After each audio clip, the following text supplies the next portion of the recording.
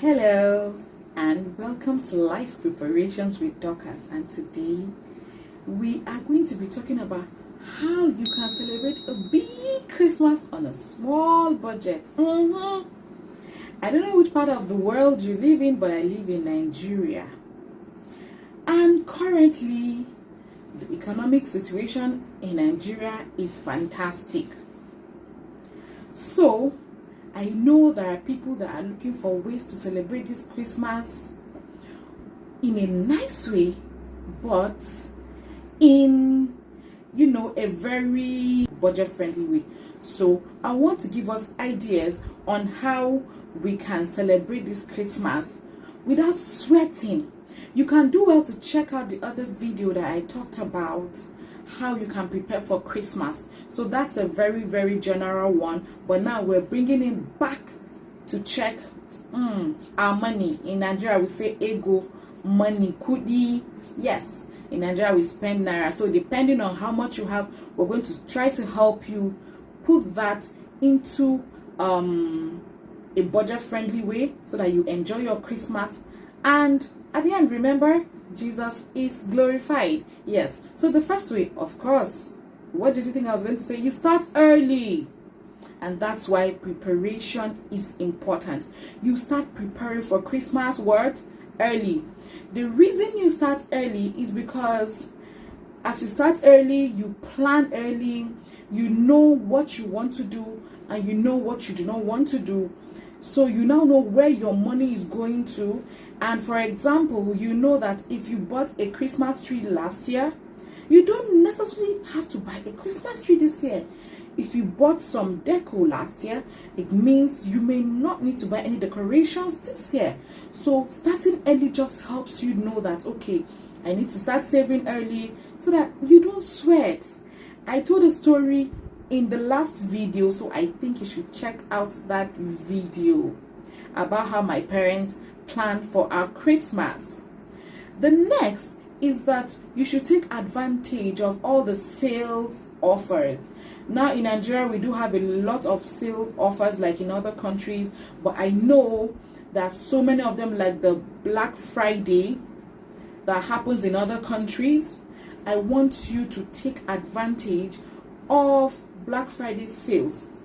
Now this is important because the prices are being reduced, so you can take advantage of it. Save ahead of time. Remember we talked about planning early. You save ahead of time, and now you're able to buy those things once the prices are reduced.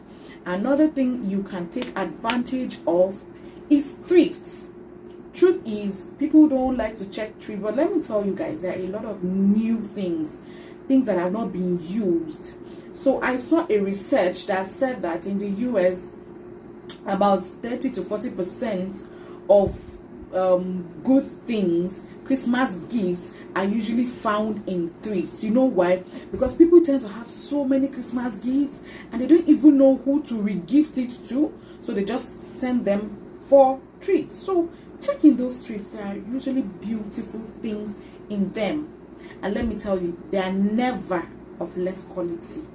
Remember, we are working with a budget, so do that. The next is that you should think like Santa. So Santa is always giving out gifts. Now you want to give out gifts, but your budget, your finances are constraining you. That's not an issue for us here. So let me tell you what you can do. As the year begins, you have your friends, you have your families. What you should do is, as you talk with them, listen to the things they are saying. Oh, I want to buy this before the end of the year. I want to do this before the year. I want to go to a cinema before the end of the year. I want to do this. I want to do that. As the year progresses, check what and what have they been able to do. If they've not been able to do a particular thing and you think that you can give them that as a gift, do that. Trust me, they're going to appreciate it because they're going to be knowing that this was so thoughtful, that you listen in on all the conversations you guys had, and then you had them in mind and you bought them those things or took them to those places just so that they can have the experiences. Let me tell you, those memories will last for a very, very long time in the minds of your friends and family. So it's important that you begin to think like Santa. You can literally use wisdom to even ask for their wish list and then think of what you can get for them from their wish list. So what that does for you is that it reduces the stress of thinking about what to buy and for who. Do you understand? Because you've used wisdom to ask for a wish list, you now pick out what your budget can afford. Okay? So it's that simple. Nothing too difficult. Remember, we're working with a budget. Now, the next thing is to use simple and minimal decor. Now, who says you should decorate your house like a bank or like a mall, a shopping mall? You mustn't. So the simple decor you have goes. And who says you must buy Christmas decor every single year? Nobody. So make good use of what you have. We used to laugh at my mother's Christmas tree. My mother had this Christmas tree that stayed, I think, for over 10 years. We used to laugh at it. But guess what? Nothing was wrong with the Christmas tree. It was good. We just used to maybe, like, because children would come to the house and remove some of the decorations, so we'll just replace decorations and house was fine. Or if the children would come and play with the lights, we'll just replace the lights. Who says you must buy a Christmas tree every year or something new every year? That's not compulsory. Okay? So remember, the aim is to work with a budget Christmas and yet have a big and beautiful celebration. The next is to do a gift swap. Now, I know that a lot of people want to buy gifts for everybody. But in a situation where your finances will not let you do that, it's still okay. No stress. Remember, you can do a gift swap. So, like in Nigeria, there's this thing they call Secret Santa. You can decide to do a Secret Santa. So, how it's done is you write the names of, maybe if it's a family, you write the names of everybody in the family, and then you fold it, drop it in the box, and shake, and then everybody picks a name. You can do that amongst friends, amongst church members, or any cycle you decide. And nobody is supposed to tell the name you picked. So all you do is buy gift for just that one person. So you see that at the end of the day, everybody has a gift. So if we're saying that we want to give a gift to each other, want to give a gift to Jesus, you are still going to have enough to give because you're giving only one person. You don't have to give everyone a gift, okay? And your Christmas will still be good. Now, the next is to say no to certain Christmas traditions that you don't feel okay about. Do you understand? For example, if you guys have a tradition of cooking a 5-course meal, and this year you feel, nah, my budget will not let me do this, it's okay. It's still really okay. You can do a 3-course meal or anything you decide.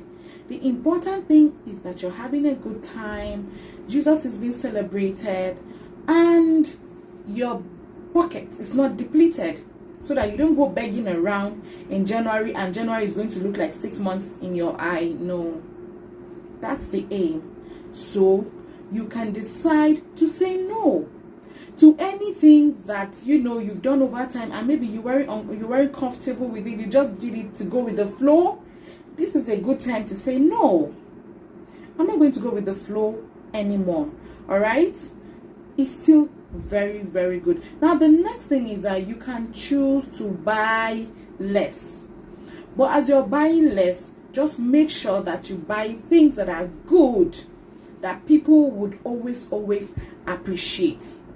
And I need you guys to watch out for our video where we'll be telling you about some of the practical gifts that you can give. Yes, some gift ideas. I know sometimes that can be a hassle, so don't worry, you are going to be good. Another way is to make sure that you ask for a wish list. I've mentioned that before. You can ask directly or indirectly, but at the end of the day, that helps you to buy less. So you don't go buying 10 gifts when you can just buy one beautiful gift for the person. The next is to set a budget limit. So let's say you're buying gifts for just 2 people this year. I need you to say For these two people, I'm going to be spending, for example, 10,000 naira on each person. So it means that you have to take your time to get gifts that are within 10,000 naira. Things that you know they would appreciate. I don't want you to feel any form of pressure. No. Keep things fair. Nobody should feel guilty about setting a budget limit, and that is why it is your pocket, remember? So nobody should make you feel some type of way because of gifts, okay? The next is that you should earn points with your shopping. Now, when I say earn points with your shopping, let me explain. There are places you go to shop and they use cards. Now those cards will be accumulating points for you. As these points are accumulated, you can get to redeem them, and then you can get to know when there are discounts available and all of that. So you don't always have to go to the store to know. Usually they send them to your email and all of that. So example, I know that Tesco has it. I know Walmart has it. There's so many of them. I know Rakuten has it.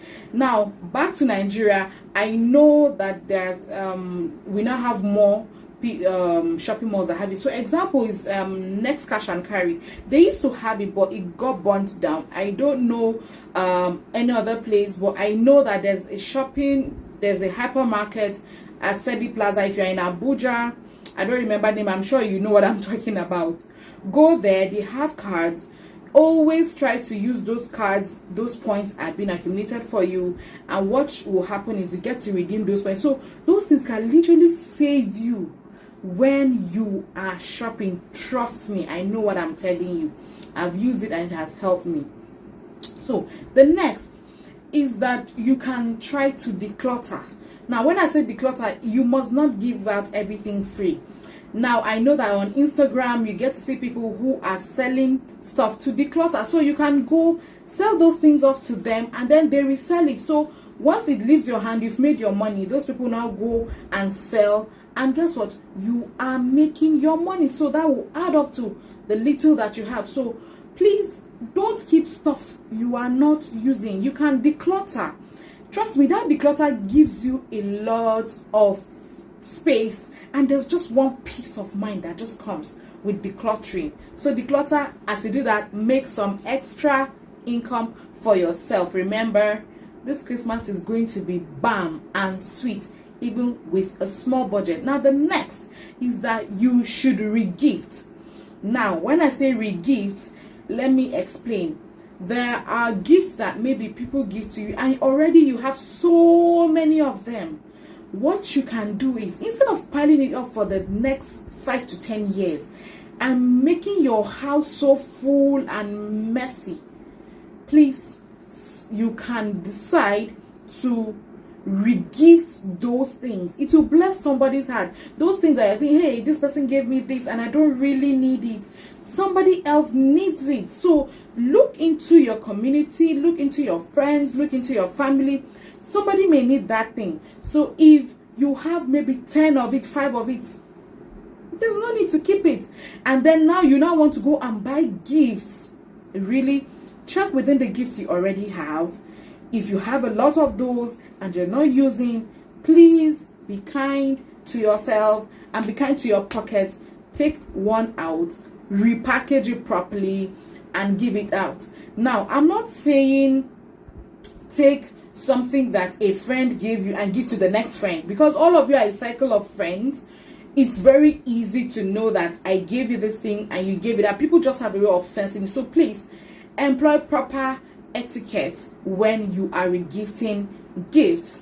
Now the next thing is you can use eco-friendly gifts. So there are a lot of eco-friendly gifts that you can give out, and most of the time they do not cost as much, and you can find some of those eco-friendly gifts in form of things that are usually being recycled or reused. So try to look for all of those. They're usually not so expensive. Another thing you can try to do is to give out things that like consumables. Consumables are not overly expensive, because you know at Christmas time people are looking for things to nibble on, you know, chin chin here and there. In Nigeria we do chin chin a lot. Cookies, biscuits, sweets, chocolates. Yes, people appreciate these things.